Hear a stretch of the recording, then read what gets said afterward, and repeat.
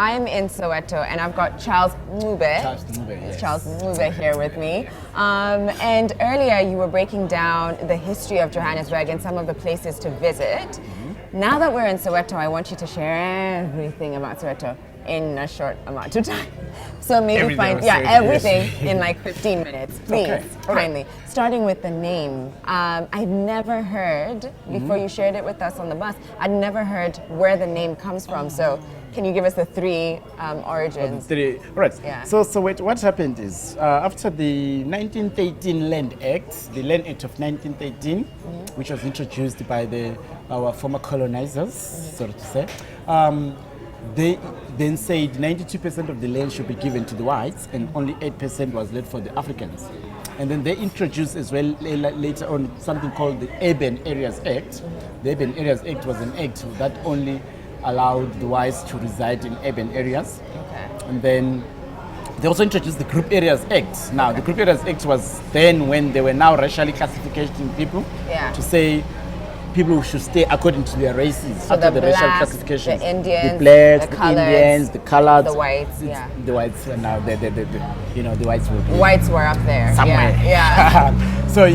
So what happens is then, remember after the discovery of the gold in Johannesburg, people had started to flock into the city and they already started to squat around the city. And then this is when they said there was an outbreak of a disease there because of overcrowding. Yes. Just listen to this. Yes. There was an outbreak of a disease. Randomly. Yes. There was just an outbreak of a disease. And then because of the outbreak of a disease, so they then decided to move people out of the city. And this was the outbreak was specifically where the black community was concentrated. Exactly. So they had to move. Yes, they had to be moved out of the city. Yes. And then there was a need then for them to be allocated.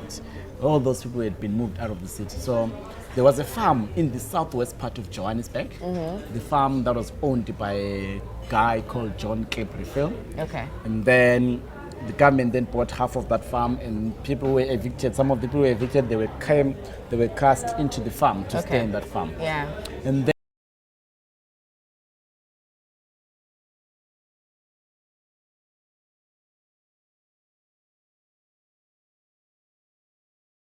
this is when they decided to call them the Southwestern Townships. I wish I had my cap written Soweto. Southwestern Townships. Yes. Soweto. Not only that. Right. There are some of the people who were moved from the city to Alexandra. Alexandra is the first and the oldest township in the country.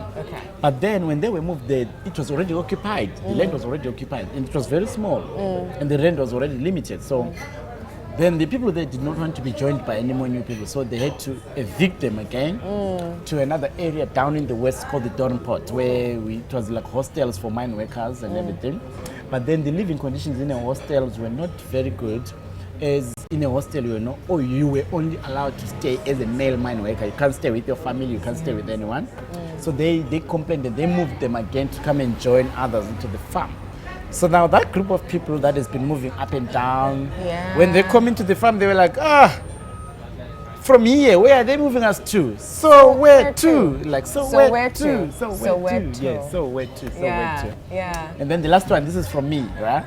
This is from you? The last one is from me and my generation. Oh, from your generation. Oh, I thought it was from you, Charles. No, not me alone. No, don't give me credit. Okay, so that's the second origin. And then the last one is from me and my generation right here in Soweto. We believe that our fathers, our parents, died and they sacrificed a lot for this country to be where it is. They were part of the history-making generation.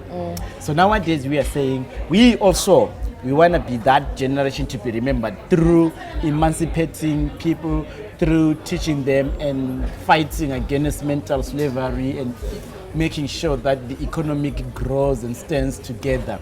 So we want to be part of that history-making generation. So we are saying, so we too.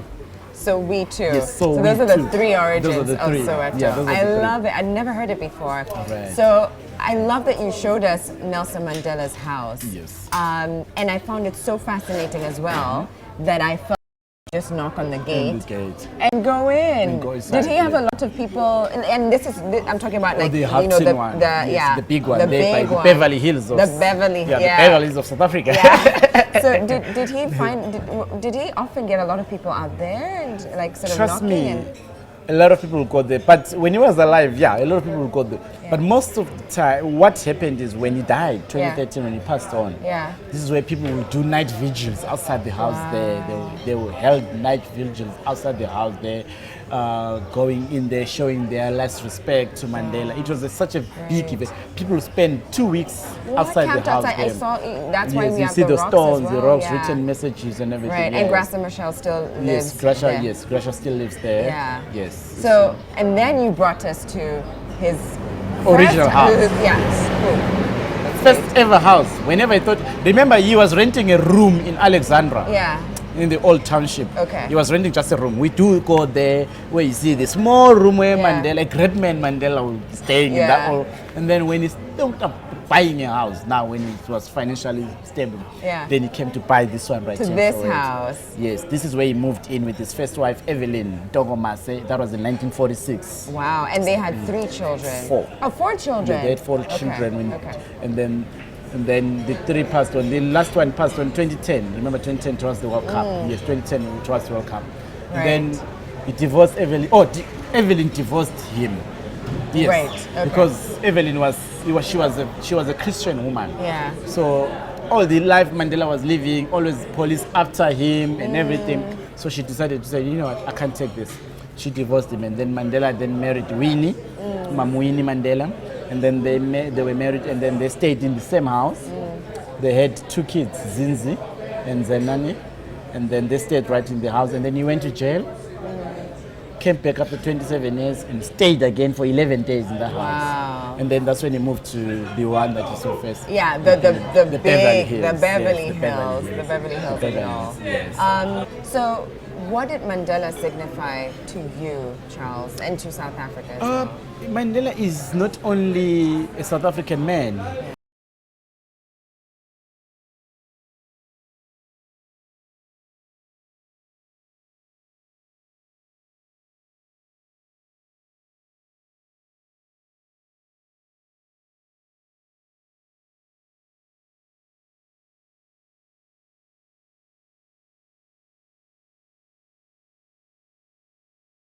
Out of the country. Yeah. But then he managed to teach us to be bigger people. He managed to teach us that a wrong plus a wrong can never make things right. You know, he managed to unite us, give us one aim as a country, so we can unite. The other things, yes, we can deal with them later when we have united. That's why he had to say, I want to speak like him. Yeah. I want to speak like him. Yes. I want to speak like him. I want to speak like him. He said, to be free does not merely mean to cast off one's chains, but to live in a way that enhances and respects freedom of others. That's what he said. Charles. Wow, that was a So, killer impersonation. Meaning But to say that, Yeah. yes, we might have say we got freedom now, but we still have a long way to go with this freedom. Great freedom comes with great responsibility. I think that's where a lot of people misquoted Mandela. Right. Yeah, that's why a lot of these young generations misquoted Mandela. If they can understand what he meant by that statement, then you will. Nelson Mandela was giving us a task. We still have a long way to go. We still have a great task ahead of us in order to respect and enhance the freedom of other people. Mankind, yeah. Yes. So later, then we went and got a brief history of Hector Peterson. Yes, all right.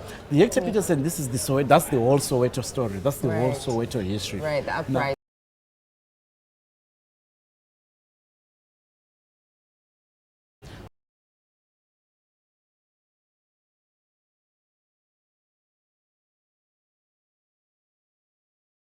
The world did not idea. didn't understand. They did not have an idea of what was happening in this country, you know. But soon after that, that's when the world understood this seriously. Yeah. That's when the world started to give some sanctions. So briefly, because I think we're also running out of time now, but briefly, could you share What happened? What happened? Yes. So this was the time when the apartheid government formed, or he was forcing people to learn in Afrikaans. Right. Afrikaans is not an African language. It's a language that the Dutch and the Germans formed. Right. So now they wanted all the schools to use that language as a medium of instruction, not to teach Afrikaans, but to teach in Afrikaans. Right. So which then became very difficult for the children right here, because they did not understand the language. The teachers could not understand the language, and the teachers who did not understand the language lost their jobs.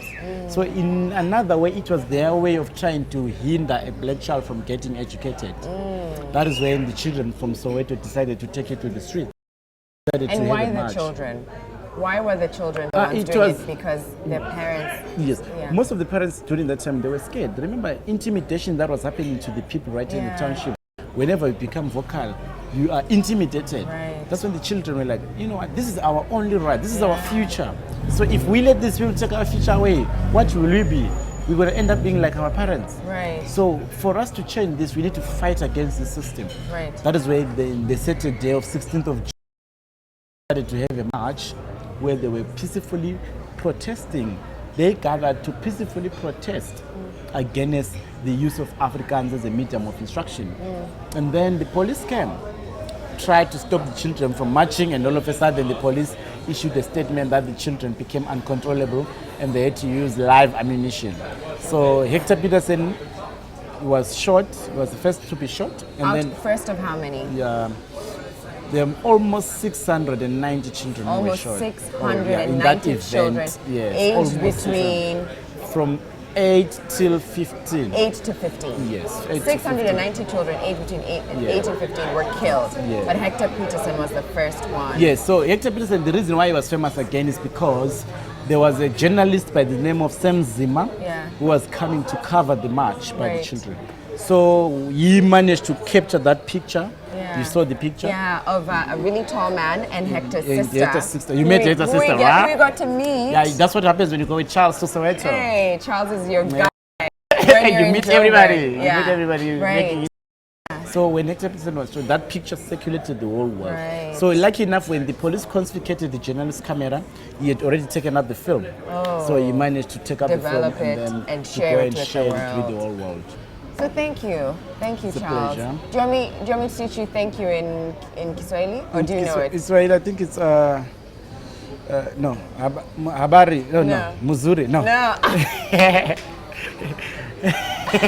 Asante. Asante sana. Yes. Wow, how did I forget that? Asante. Asante sana. You're welcome, and thank you. Thank you so Honestly, much. this has been one incredible trip, and I've never done it before. I've come to Joburg many times, but I've never done a Soweto tour. I've never gone to see Mandela's, Mandela house, the big Beverly Hills house and his original house. So thank you for that. It's a pleasure. Pleasure is all mine. Thank you so much. Asante sana.